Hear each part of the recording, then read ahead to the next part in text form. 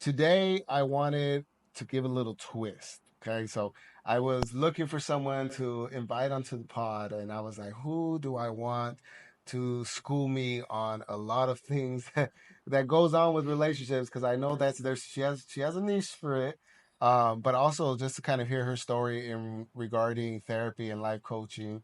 I invited Julia Hartman, LCSW Life Coach. Above all, many other things. Content creator on her Instagram, on her social media pages. So Julia has been working hard on helping people develop their inner motivation and just strive and just really just glow. Right. I think glowing is probably like one of the biggest things that she can probably attest to for her clients. But today we're going to get to know a little bit more about her, about what she does. And I might even ask just a few little relationship questions, because I know some of you guys need some help with that. So, we're doing the Lord's work today. So Julia, welcome I to the love it. pod, man. Thank you so much for being here with Thank me today. you. Thank you so much for having Of me. course. So I know you were telling me a little bit about yourself. You're from Philly. Yep, from Philly originally. Tell me about that Philly born and raised type of Philly. lifestyle you got. So I actually grew up outside of the city, about like 20 minutes outside of Philly, but most of my family grew up or lives in South Philly, Hmm. where most of the Italians lived, Italians and Irish. And it was cool. I mean, a lot of people they talk a lot of crap about Philly because we're aggressive and rougher around the edges or Yeah. whatever. But I feel like it's definitely made me who I am. It helps me to be more of a hustler and a go-getter. Yeah. And it's big on family values and morals. I always say football, food, and family. That's Mm. Philly. Eagles fan? I'm technically not a football fan at all, but when the Already Philly doing Philly teams wrong. but when the Philly teams go to any sort of final game, then I'm like wearing the shirt, you know? That's called a bandwagoner. I don't know. For sure, a Yeah, bandwagon yeah. fan. Yeah. Well, from Philly to LA, tell me about how that came about. What was that transition for you, and get us Yeah. started. Yeah, so I went to school in Philly and I went to LaSalle University for my undergrad. I went to Monmouth, which was like central Jersey, like 45 minutes out in New York, like outside of New York City. And my plan was I'm going to move into New York. I love New York City. And then after grad school, I started working right away in Philly. And a few years after working there, I was like, okay, I need something new. And I actually traveled to Italy and I was like, I'm going to move to Italy. Like, that's where I'm going to live. And my dad's like, are you sure you want to live in Italy? Like, that's a huge transition. Yeah, Like, that's a big change. yeah, And then I was like, well, I went to Cali once. I liked California. Like, that was cool. And he's like, probably an easier move if you're going to make a big move, you know? yeah. So, yeah, I ended up just leaving and coming here on honestly a whim. Like I was working in like a corporate healthcare job Mm. and I visited California for my birthday in 2015. And I came back and I was like, I'm going to leave. I'm going to take my savings and I'm going to up and go to LA. And I don't have any friends or family here, but I'm going to figure it out. And here I am. That's crazy. Yeah, Well, I'm a little mad that you didn't go to Italy because I think that's been I know. a lifelong dream of mine too. I've said I'm gonna go to London for whatever reason. I have no idea Oh, why. yeah? London just calls my name. London's cool. London. Yeah, Have you been to New York? I've never been. Okay, so London reminds me of New York City. Mm. It's like just the big city vibe, busy, but it's really cool. I went to London for the first time last year, Yeah, actually. Yeah. that's sick. Yeah, I'm going this summer, but Okay. yeah, we'll see. We'll see what it's like. I might not come back. You might not. Yeah. So the transition to Cali, you got here. Tell me about how the career aspirations started for you, because for a lot of people that are going to be listening, whether they know or not know, there's, I'm a lot of people know that I am a therapist now, and I like to call myself a modern day therapist. I think that's what like the terminology I like to call it, right? Hmm. Funny enough, I'm sitting down on the couch, but I usually describe to my clients like I'm not the person that like has you sit down on the couch and I'm writing notes, just kind of like the dynamic that we're in now. Yeah. I'm more so of just like I'm on your team here. Like Uh-huh. we're team building now. We're figuring this out together. You're not alone. And I think from understanding a lot of your background and reading a lot of your bios and learning more about you, I saw that you kind of had that same approach. So Hmm. I'm so curious as to where that came from and how you thought about implementing it in your work today? Yeah, so it's when I first started, like as a new social worker, I was actually not as comfortable as you are. Like you have come with like it seems like already such a confidence Mm, in what you do, and I like very early on in my career was not like approaching it like that. I was actually a little bit more rigid. I think, in social work we're taught so much about boundaries with our yeah. clients and like the code of ethics, Hmm. and I showed up like, okay, I'm going to be like in a blazer and I'm going to be like, so like, I can't self disclose anything and all that. That is how I started. Yeah. And I did that the first few years of my career because I just don't think I was confident in myself and my work. And then over time, I realized that it wasn't who I was. And I felt like I wasn't really connecting with my clients that way, where it's like we are a team, Hmm. and I may have some expertise, but I also have personal expertise that I can bring to the dynamic of like Yeah. the client therapist relationship. And I think I guess more recently, when I started to really go like focus more on my practice and my business. So I mean, like 2016, 2017, I started to really throw myself more into that. Um, that's when that shifted for me. And I was like, okay, now I'm taking more of that approach where I'm a lot more relaxed and I'm not like this kind of rigid, like I'm the therapist, you're the client. Hmm. And now I connect totally different with my clients. Like I was just saying recently, like I had a client session. I'll talk to my clients and I'll be like with one of my female clients, I'll be like, girl, you know, let's Yeah. be real. Yeah. Like Yeah. I come from that approach more and I do self-disclose more. And I've realized like that relationship has still maintained solid boundaries, but it's really helped the client just create more change in their own life, I think, because there's Yeah. like a deeper connection. Absolutely. I think the girl part, right? I'm trying to think of the equivalents for me. Yeah. I could just be like, bro, come on, Yeah. bro, But that's it. I mean, yeah, I absolutely, when I think about my interactions with clients, I always think about like, how do I want to be spoken to, and if it was my therapist, Mm-hmm. right? Like, because I've been through maybe like three or four before I found like certain ones that I actually liked, Mm-hmm. who would talk to me just in a way that I just wanted to be spoken to, Right. right? And I think a lot of it comes with intimidation, Mm-hmm. right? The moment we start using those big words or explaining these big distortions and the things that you don't really talk about in everyday life, Right. they're just like, I'm not tuned into this. Right. I need more realistic Mm-hmm. approaches. So I think the way you went about, or you go about that with your clients, is actually really dope, Mm-hmm. because it sits well, especially with, I'm assuming you have a certain population that you love to cater to more. Yeah, I more recently, I think I've been catering more to women. So I work more with women, specifically in the areas of dating and relationships. Mm, Also, a lot of women that come and work with me now are working on wanting to really build that confidence and love themselves more. Like the majority of my clients come to me like, something's not clicking, I don't feel good enough, or they've got some sort of traumatic history that's like they haven't healed those, inner child wounds. And mm, that's what we're working through so that they can glow. I love that you use yeah. that. Um, so that's kind of what I cater to more now for sure. Why is it that you think that that line of work hits home for you? Because one of the things that I love and hate about this field is like, one of them, I hate the fact that there's no shadowing in the field, right? Mm-hmm. You become this therapist and all of a sudden it's like, okay, you get clients. It's like, where's my 90-day shadowing That's it. with It's somebody, you. right? Like that doesn't exist in Yeah. therapy. You can't go Yeah. into a therapist room with a client and just be like, okay, let me observe, Uh-huh. right? So imposter syndrome is so real in that room when you first get started. 100%. And I'm always telling myself, like, man, I don't know what the fuck I'm doing sometimes. But, Mm-hmm. that's just me being hard on myself, when on the other end, the client's like, man, thank you so much for today, right? Right.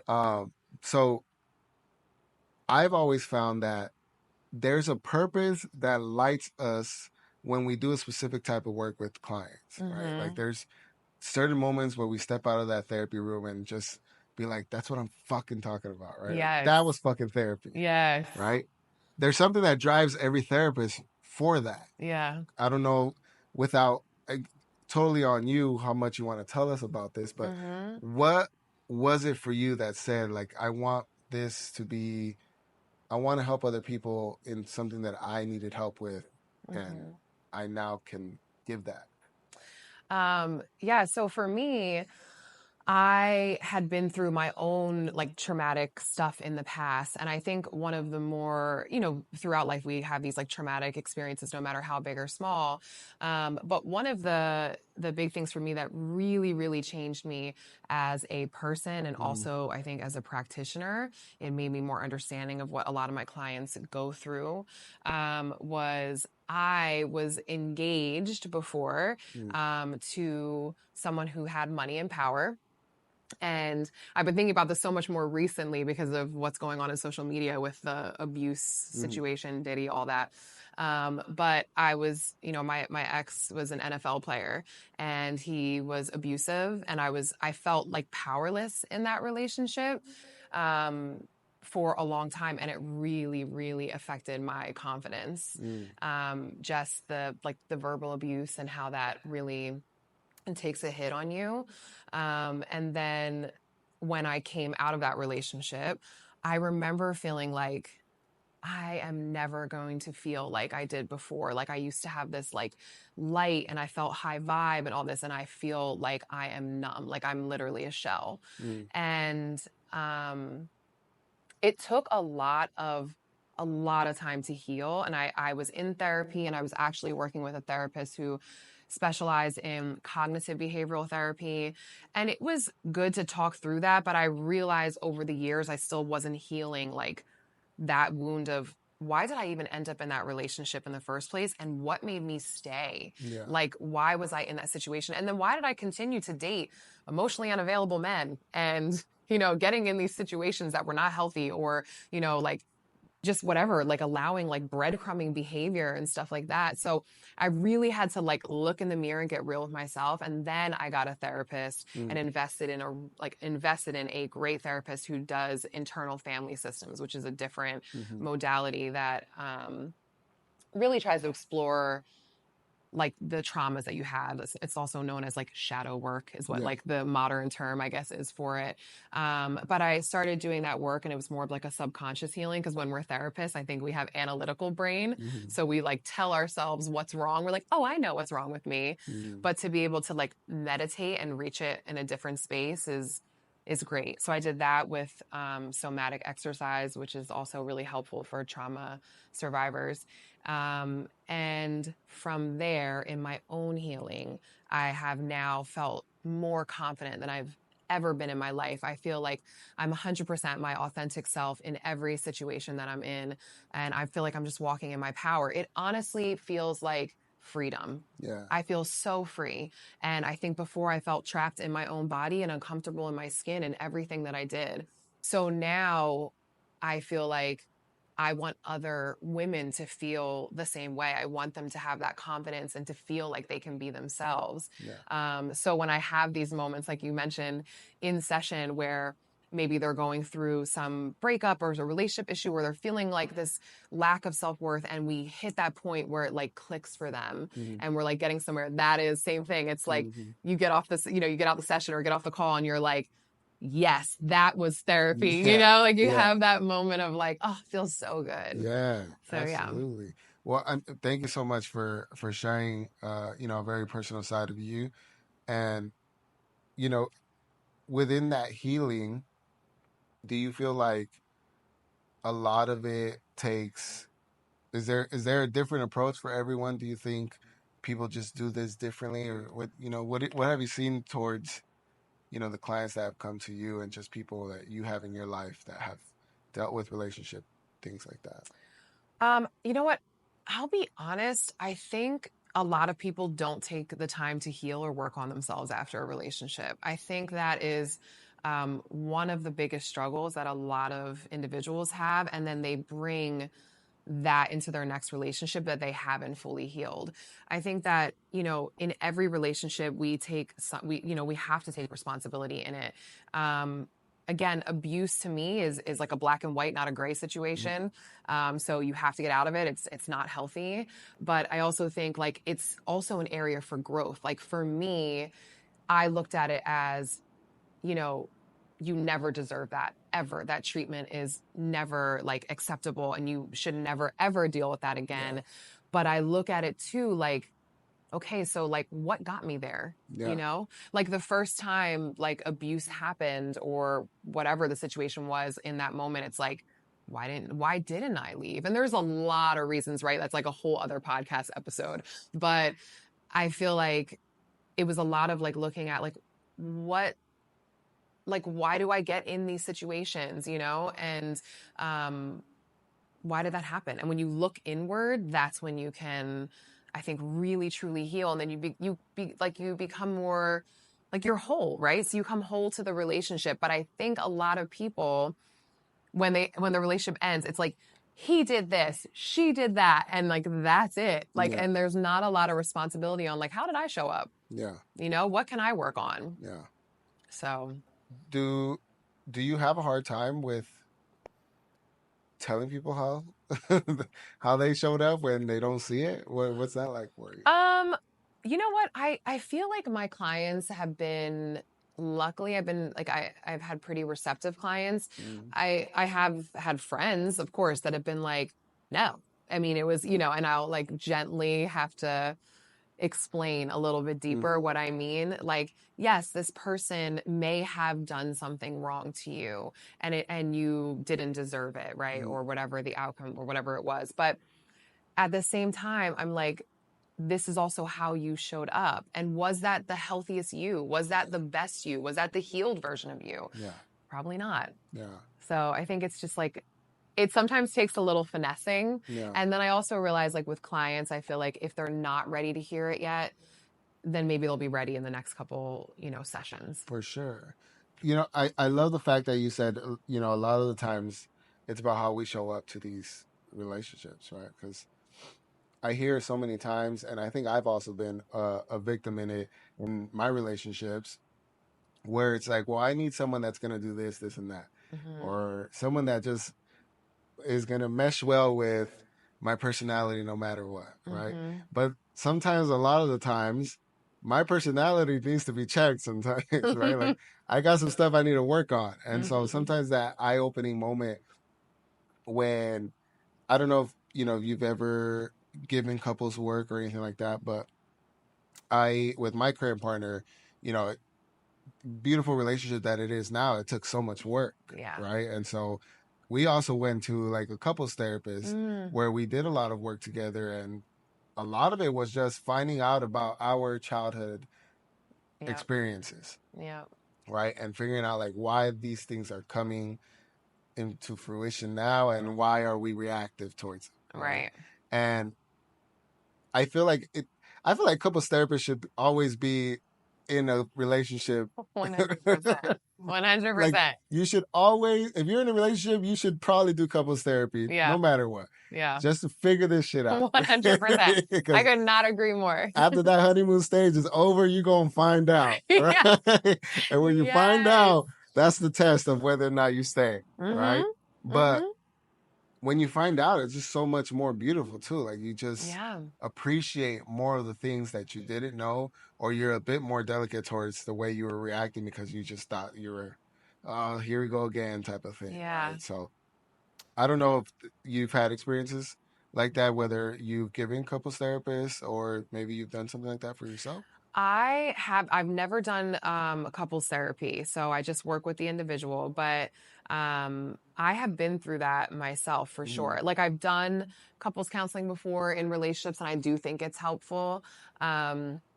I also have experienced in a relationship where I was with someone where the honeymoon stage ended, and I had the knowledge to be like, okay, this is normal. Like, this is just how it goes. Now we're in, like, I call it like the deeper, like, it's really the deeper, more real love that you go into. And I'm like, dude, we're in the best part. This is the best part. Like, yeah, the honeymoon stage is so fun and like they're great and everything's great, right? But it's like that deeper love is like, oh, this is my person. This is Mm. my best friend. Like, Yeah. I trust them, Yeah. you know? And I think that's the best stage of it. But I also think a lot of people struggle with that stage. And I had a partner who really struggled with it. And I don't think at that time was willing to go to couples counseling or couldn't fully grasp that this is what happens in relationships. And that person was just like, you know, for him, he's like, oh, this is just, you know, I don't know, like maybe something's wrong with me. I just like, you know, get over relationships and whatever. No, you just don't like leaving the honeymoon phase. You Mm. have to like get over that hump, you know? Yeah. And I do think couples counseling is so important, especially at that point. Yeah. It's like, it's not that anything's wrong in your Yeah. relationship. And I think that's the misconception with couples counseling is that a lot of people think if we're going to couples counseling, we got issues. Mm. And I think it's like preventative care, right? Like, let's be preventative instead of in repair. Yeah. Like, being preventative and going to couples counseling and like learning how to communicate is preparing yourself for when things do arise. Then you guys are like, wait, what did the counselor say? Yeah. How should we speak to each other? How do we go about this? I think that's the healthier way to go about it. Then when most couples, the majority of couples, I think, go into couples counseling when they are in repair. Yeah. And it is harder then because they're already at that like stage of Yeah. bumping heads and they're there on the couch and they're like, well, you said, you know, and like you're trying to do role play and they're like so mad in the midst of it, For and, you sure. know, so I mean, it's almost like any type of therapy too. I think nowadays, like, we're breaking that social stigma of like, you don't need to go to therapy when shit's yep, hit the fan. yep, Go to therapy to find out things about mm-hmm, yourself, right? Do the maintenance work already before you get to a destructive, mm-hmm, right? So I think for sure. And you know what's funny is that ever since I've stepped into a couple session being the client, I've had a new admiration for the other role now. mm-hmm. And so I've started taking couples to where now it's just so enlightening to see like the progress, not just of one person, but now two people, Oh, that's right? awesome. Yeah. And having that interaction between the two. And I never thought I never thought I would be one to say I think I might go towards like a full couples Uh-huh. counselor at some point, but yeah, it's just a different dynamic and it's just something so bizarre, but yeah, just so fun to see and to work with that, Yeah. you know, when you have people that come from different backgrounds, Mm-hmm. right? It's oftentimes like people meet each other that are just total polar opposites from Mm-hmm. one another, right? And that honeymoon stage comes and it's a beautiful thing because it's like, wow, I've never thought I'd meet someone like you. Mm-hmm. But then those differences start to come into play, Right. right? What do you think is probably like some of the most helpful things for couples that have hit that level in their relationship? Mm-hmm. So you mean like when they're polar opposite or when they reach that stage of like the honeymoon has ended? Once we see like differences do come into play, Oh, okay. right? Okay. Well, I think so. One of the things that I always say to like, even I would say this to a friend, a client, whatever, that's in a relationship is that we always want to look for value alignment. That is so important. It just makes the foundation stronger, I think, in relationships.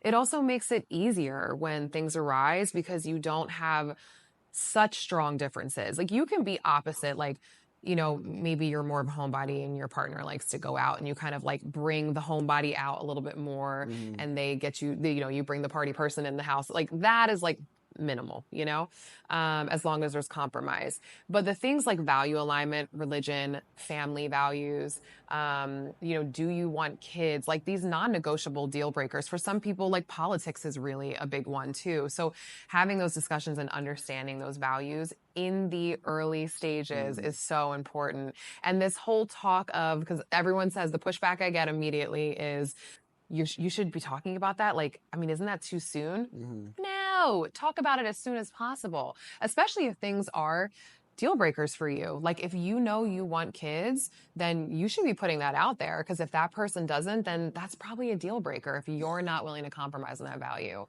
And I think for when we get out of the honeymoon stage and then we're seeing the little things that we didn't notice, like the rose colored glasses are now off and I see that I don't like the way you chew or whatever little dumb thing is coming up that's small. But, like the little differences, Yeah.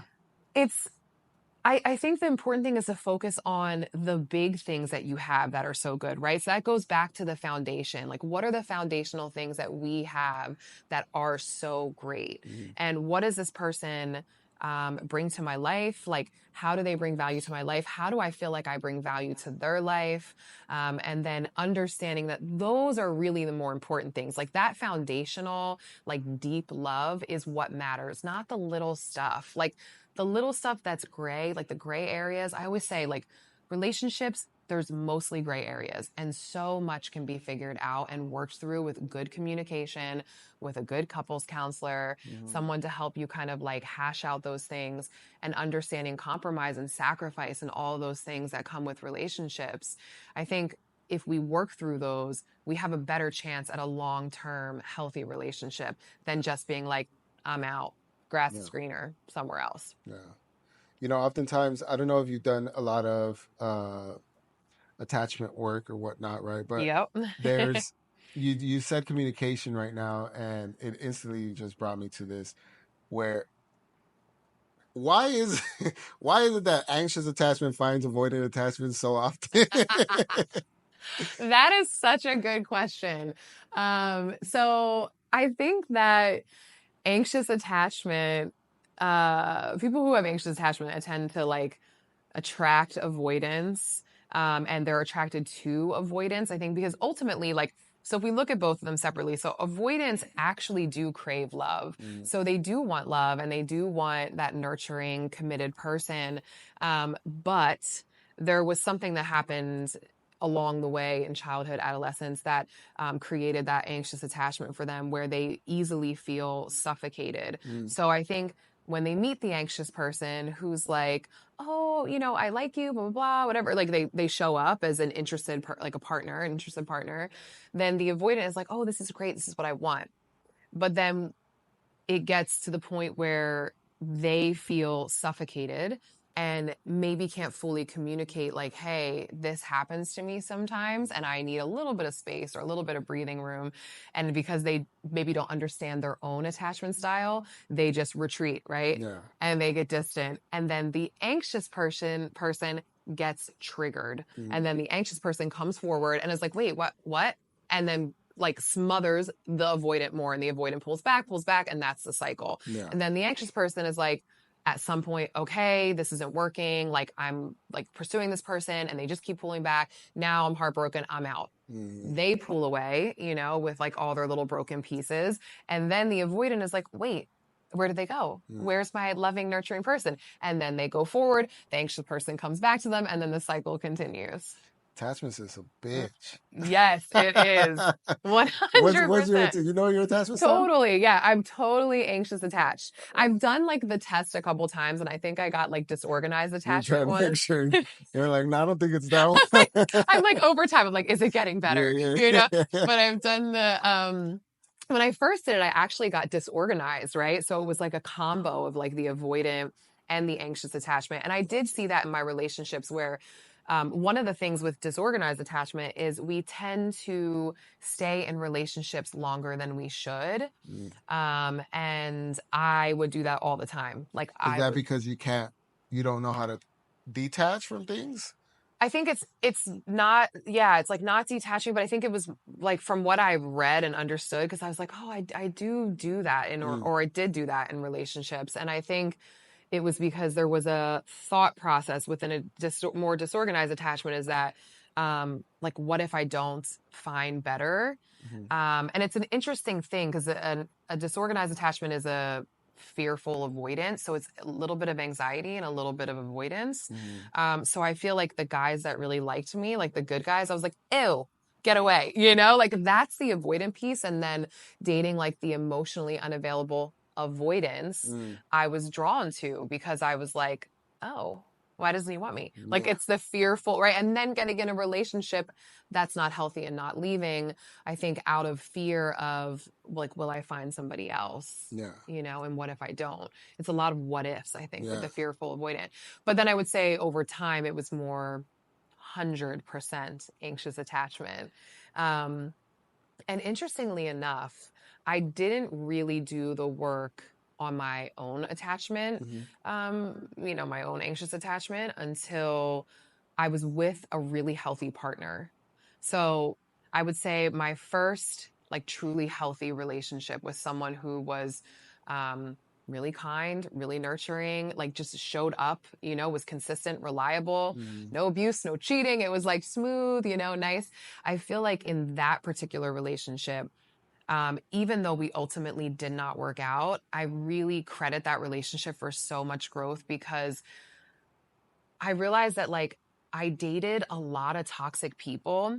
And although the breakup was tough, when you date someone toxic, you're focused on the toxicity of the breakup. Hmm. And that's what you're healing from versus you date someone healthy and then you guys break up and you can actually look inward. And I think um, that's what happened for me. I was able to, like, really look inward and think, like, okay, so where do I need to heal more? Because I felt anxious in that relationship. And although I didn't show it to that person, like, I learned how to hide my anxiety. Yeah. I was like, on the inside, you Yeah. know, like gut is turning. I'm like, I'm going to barf, can't eat, you know, like that type of thing. So I think, like, that relationship, when it ended, I was like, oh no, this cannot be. This must be healed. I refuse to feel like I'm going to barf and can't eat all day, you know, because of a relationship. Like, no. So that's when I really did, like, a major deep dive. Yeah. Yeah. No, I'm glad that things panned out. And I think people will show up in your life when they need to, right? Yes. And the moment they do, whether or not you admit like this person didn't work out, but they were a huge part of your turning point, right? Mm-hmm. And a lot of healing work and whatnot. Mm-hmm. And one of the things that I always tell people is like there's three I like to describe it as like there's three kinds of people that come into your life, right? There's one that's seasonal, one that is for a reason, and then the for lifers, I call them, Yep. right? The seasonal ones could be like you going to high school, college, your employment, Mm-hmm. right? The reason could be a therapist that you sought out, right? People in a professional level that come to you to teach, right? A lesson, right? Mm-hmm. And then the lifers are the people that you pick from those other two Mm-hmm. where you build a good relationship from and you decide this is the one I'm taking for the long run, Yep. right? But all from all three categories, people will always show up for you in a way that you need it. And it's Mm-hmm. just about how you decide to navigate that when they do show up. Yep. We can be avoidant, Yep. we can be anxious, Right. we can take a moment and be like, let me actually learn from Mm-hmm. this, right? Maybe sometimes it's too late. Yeah. And that's what a breakup is, right? Mm-hmm. It's too late, but you learn in the future, like, you know what, that relationship actually taught me this, or Exactly. showed me that I was not doing that, or I was showing up this way, Exactly. right? A lot of reflection work. Mm-hmm. And when we talk about more of like a psychodynamic approach as well, Mm-hmm. of like, tell me more about Right. that, right? Yeah. Um, on my end, I have this very particular avoidant attachment style Mm. where I'm always well, not anymore. I've worked hard, but yeah, communication for me, I just hated it. Like it was not for me when it comes to my personal relationships, Yeah. right? But when it came to like my profession and other people that I can meet and things like that, like I'm all about like yeah, let's over communicate and all these things.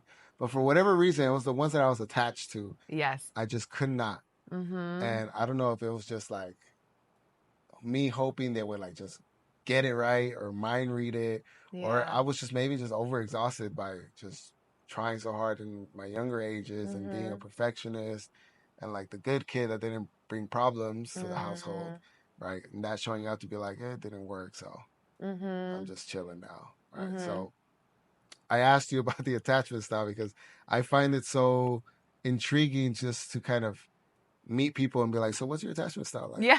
like? Tell me about that. But Yeah. it's so crazy to know once you find that out, where it comes from, Yes. and it's always just inner child. 100%. It's always inner child. And it also, like, I think the really amazing thing is realizing where it came from. And I think we, like, when we're really like just sitting and thinking about it, we're like, oh, maybe like that time when I was like a teenager and this happened, or maybe when I was, in fifth grade and this happened, like things we can remember. A lot of times it comes from when you're an infant, like Yeah. something in infancy. Yeah. Like, for me, that's what I discovered. Like there was moments for me in infancy, there, things that happen. I'm really lucky because my mom is also a therapist Mm. and a very good therapist. And she does not do my therapy because she's my mom, but she does give really solid advice. And she told me about, when I was a baby, like how, like sometimes like she, I don't know, read some article that you shouldn't feed the baby through the night. Like it was like some new thing. I don't know, something back in the day. Yeah. And she was like, so you'd be crying. And I would be like, oh, she'll just cry it out and, whatever, it'll be fine. But then I think that caused some form of anxious attachment. Like my caregivers are not coming to me when I'm crying out, right? And then that starts the cycle, and then things happen throughout your life, maybe with your caregivers, that start to make you believe some sort of limiting belief about yourself. And then you go to school and maybe you're bullied, and it's like, oh, okay, so I already don't feel worthy, or maybe I think I'm like not smart enough because the pressure my family applies on me. And then I go to school and someone tells me I'm dumb because they're bullying me. And it's like, it just compounds over time. What do you think is? Well, I mean, Do you know all four attachments? Yes. What are they? So anxious attachment, avoidant attachment, Avoidant. fearful avoidant or disorganized attachment, and then Okay. secure attachment. Damn, what it is to be secured. Right? What it If we could all be secure, Man. it's like, oof, can I get that? Can you buy that somewhere? I want to get Julia's take, and this will be like our therapy for me and everyone else. Okay. What is the best things to do for the three that are not the secured attachment to get just one step closer to that? So I think to get closer to secure attachment, one of the first things you need to do is go to therapy. Like 100%. The whole, like, there's so many things you can do at home for sure. You can spend time meditating, you can journal, you can find little techniques online to help you, kind of work through it at home. But I think having an unbiased person to work with you, a therapist or maybe a coach that's really trained in this area, but I would recommend therapy because these are really deep things to work through, and it takes certain modalities and techniques that we use. But I think finding a really good therapist and trying to identify where it started, and then really rewiring those memories and those beliefs that you have about yourself and that your inner child has. Because it's that wounded inner child, right? So I'll give you a couple things now that I like give my clients. So typically we have these attachment disorders, right? These like insecure attachment styles because of something that happened in our childhood. So there's like this younger you, I think of it, that's like trapped inside, that gets activated when you're triggered. So it shows up as this younger self, right? Like crying out for help. The younger self thinks that they need to protect you because you're not capable of protecting yourself, even though you are like, your core self is you're an adult now and you can fend for yourself and protect yourself, but your inner child doesn't believe that. So it's like screaming out, and their screaming out looks like anxiety, right? It looks like running away when you're avoidant. And what we have to do is heal that inner child and let that part of you know that you are healing and growing, and that you can show up for them, that you got this. And I think that's the thing that I tell my clients is like, sometimes I'm like, put a younger photo of yourself, your young self, on your phone screen and like look at that every day and like, I got you. Don't worry, I got this. Or when you start to feel activated, like for me, mine would be, I would literally feel sick. Like I would feel like, oh my gosh, I'm gonna throw up. I'm so anxious right now.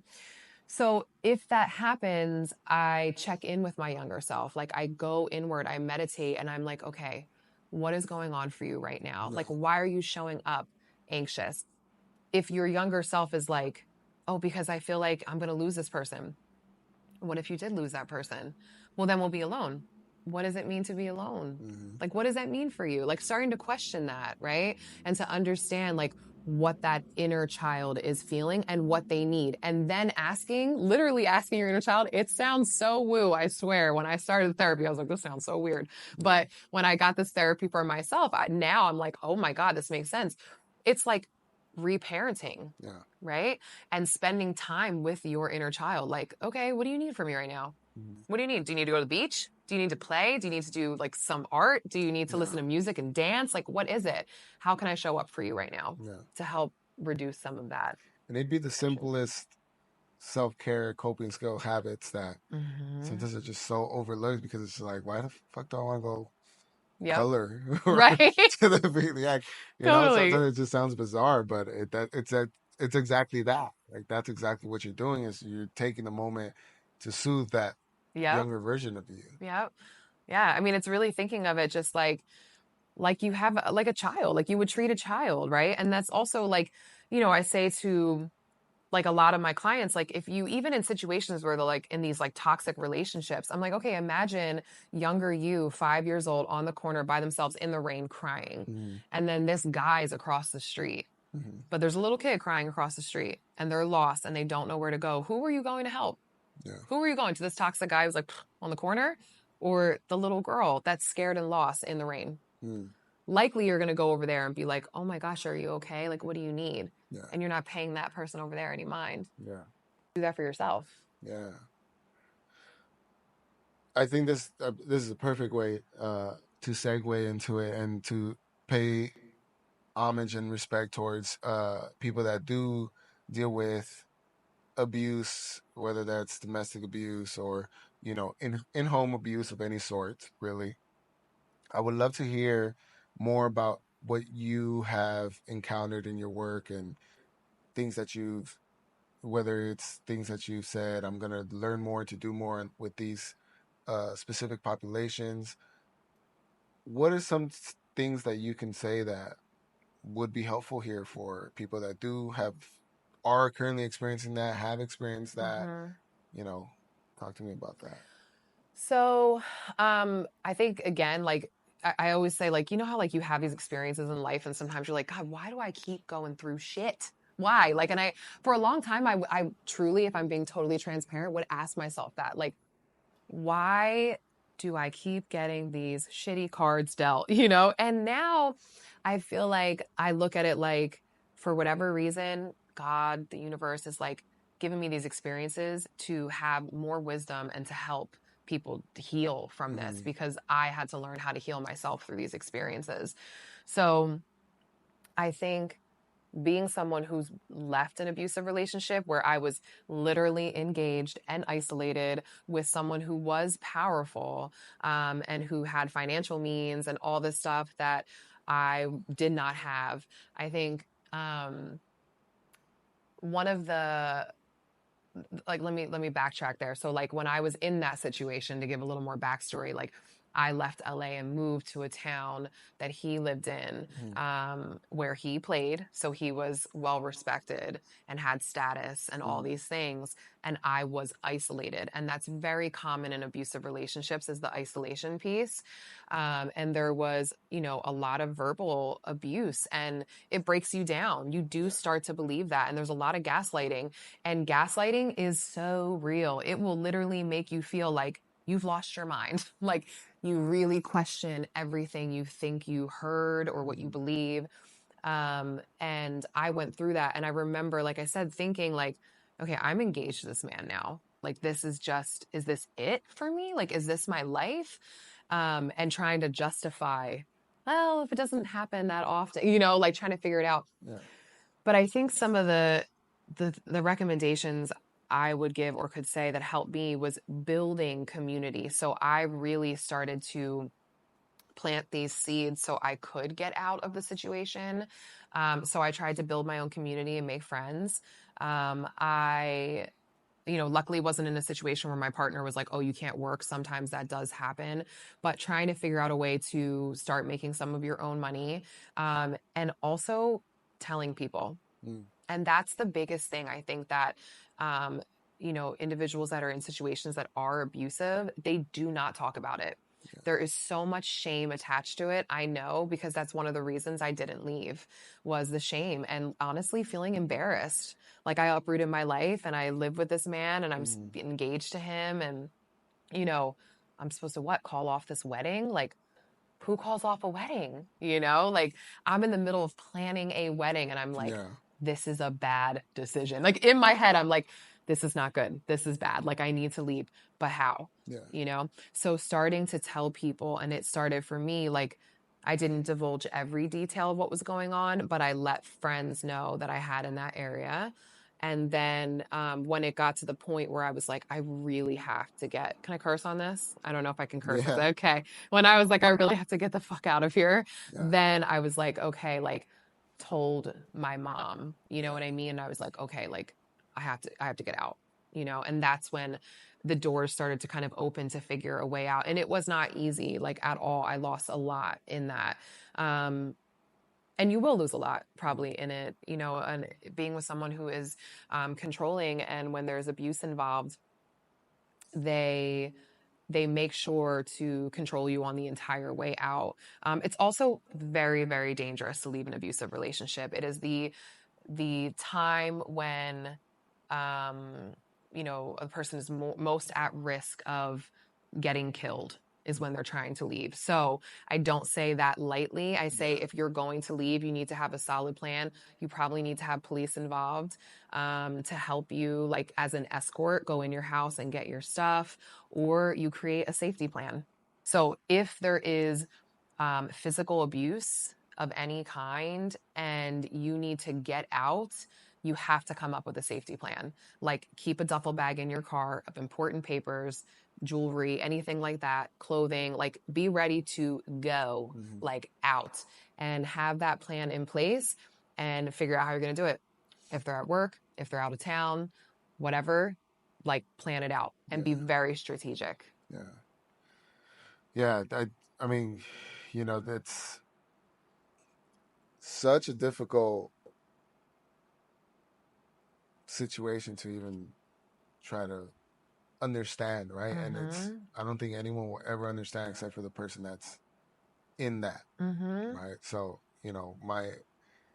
my heart goes out to, all these, any survivors that have been through that or are currently trying to get out of that situation, because I can't imagine what that is like, right? But I think you're absolutely right. I think having supportive people in your life is going to be something that's going to help you throughout the way, right? Because I think in society we have this understanding of, like, there's a lot of things we have to do on our own. And when we have that thought process, we miss out on just so many opportunities that are really just there for, someone lending their hand out to you, right?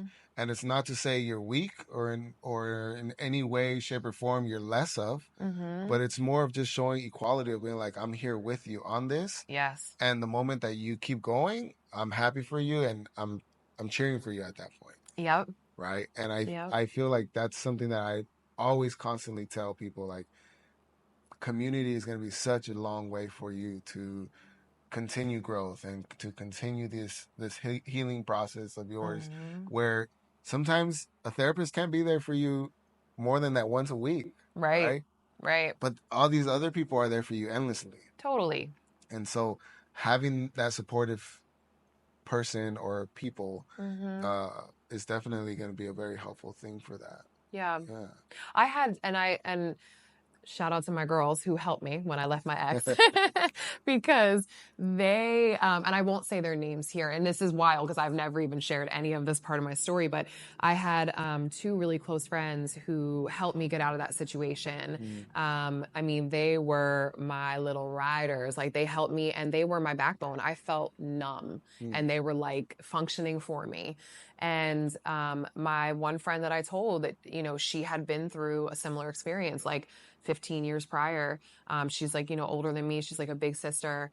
And I'm like, at first I'm like, damn, she's really taking me under her wing. And then she told me her story and I was like, oh, she's paying it forward, and that was such, like, oh, like, we connected on that, like, wow, she has been through this, and now she's paying it forward by helping me. And it helped me so much more to hear her story because I looked up to her so much. She was like this confident, beautiful, successful woman, remarried, and, all these great things. And I was like, you've been through this? And I think like that is, also important to note in sharing our Yeah. personal story. Like, I've never told my story, and I've actually never told it on any platform, in any interview, Mm. not even on my own platform. So you are the first to like hear this story. Appreciate it. And interestingly enough, in the last week, my mom said, I just read the interview that you did recently in this magazine. You never share that part of your story. Yeah. And I'm private in a lot of areas of my life. I'm very open, but I'm also like private in some things. Yeah. But I do feel like when she said that, I was like, you know what? You're right. I don't. And this story is going to help people to hear it. It's hard to share it. Again, I think there's a lot of like shame attached to it. Yeah. I don't feel shame anymore for it. I am like so beyond that now, and I'm on the other side. And I think, for me, I want to be able to share that now. I want to be open about it, so I too can pay it forward. I am on the other side. I feel so confident. I am the most successful I've ever been. And I was with a partner who I'm sure a lot of like women who might be in this relationship right now can like understand this, where they tell you like, you'll never be shit. Like, where are you going to go? Where are you going to get money? What are you going to do? Like, you're nothing. Yeah. I was told that, that like I was not going to like survive financially without him, and my business was never going to thrive. And Mm. now I'm like, look at me now. You know what I mean? Like, and Yeah. I'm on the other side and confident and healed and feel amazing. So like there's hope on Yeah. the other side of it. For sure. Well, Julia, I appreciate you sharing your story. I appreciate you sharing it here first, and I'm glad you felt safe enough to do so. Um, Man, you're a survivor, a businesswoman, an entrepreneur, a go-getter, badass therapist, and Yay. keep going, man. I'm extremely happy to have crossed paths with you, and Same. excited to see what the future holds for you. And thank you so much for being here with us today and sharing this story with other people. Yeah, And absolutely. yeah, hopefully for anyone that listened, and especially to the people who are currently in a situation and a future survivor. I will go ahead and list some resources for you on the video, and make sure you guys check that out. If you guys ever need anything like that, resources will be there. Take care of yourselves. Julia, take care of yourself. Thank Thank you you. so much again for being here, and Thank you. Thank you best for of luck having me. Thank you for having me. for sure.